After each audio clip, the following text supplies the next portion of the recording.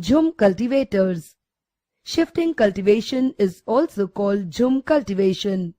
The shifting cultivators were living in the hilly and forested tracts of northeast and central India. Their life depended on free movement within forests, as it enabled them to use the land and forests for growing their crops. Status of shifting cultivators. The shifting cultivators were a problem for the British. The colonial rulers wanted tribal groups to settle down and become peasant cultivators. It was easier to control and administer the settled peasants than people who were always on the move.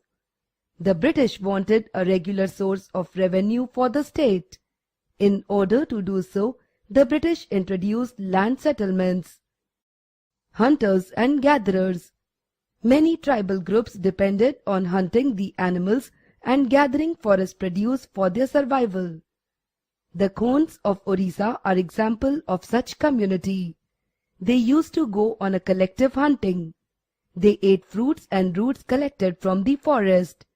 They extracted cooking oil from the seeds of sal and mahua. Forest shrubs and herbs were used for medicinal purposes. They also sold some forest produce in the nearby markets.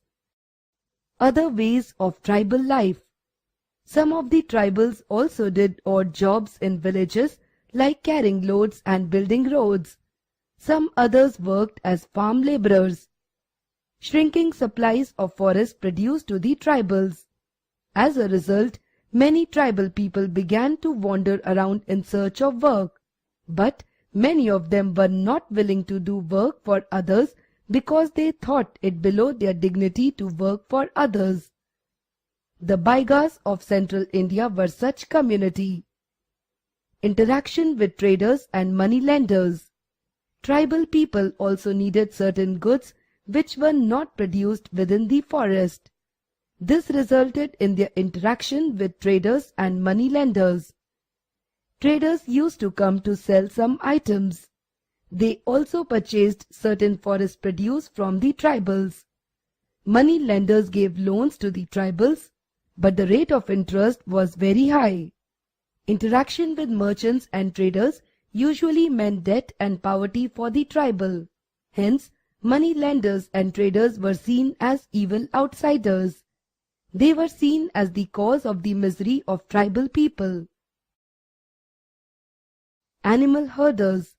Many tribal groups were pastoralists. They used to move with their herds of cattle or sheep as per seasonal changes. The Van Gujars of the Punjab hills and the Labadis of Andhra Pradesh were cattle herders. The Gaddis of Kullu reared sheep, while the Bakarwals of Kashmir reared goats. Switch over to settled cultivation. Many from the tribal groups had begun to settle down even before the 19th century. They were changing from the shifting cultivation to settled cultivation. In many cases, the land belonged to the clan as a whole, for example, the Mundas of Chota Nagpur. All members of the clan had rights on the land. However, some people within the clan acquired more power than the others. Some became chiefs and others followers. Powerful chiefs often rented out their land instead of cultivating it themselves. The settled tribal groups were seen by the British as more civilized, for example, the Gonds and Santals. On the other hand, the hunter-gatherers or shifting cultivators were seen as wild and savaged. The British felt that those tribal groups needed to be civilized and settled. Status of tribal chiefs. In most of the tribal areas, the tribal chief was an important person. He enjoyed considerable economic power. He had the right to administer and control his territory. They even decided on local rules of land and forest management under the British rule. They lost much of their administrative power. They were forced to follow the laws made by the British. They had to pay tribute to the British.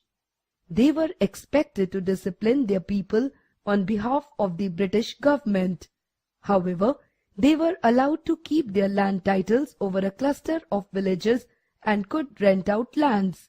Some peasants were declared landowners while others were declared tenants.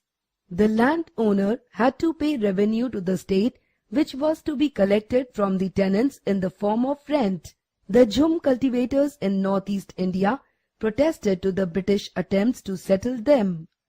Widespread protests forced the British to allow them the right to carry on shifting cultivation. The search for work.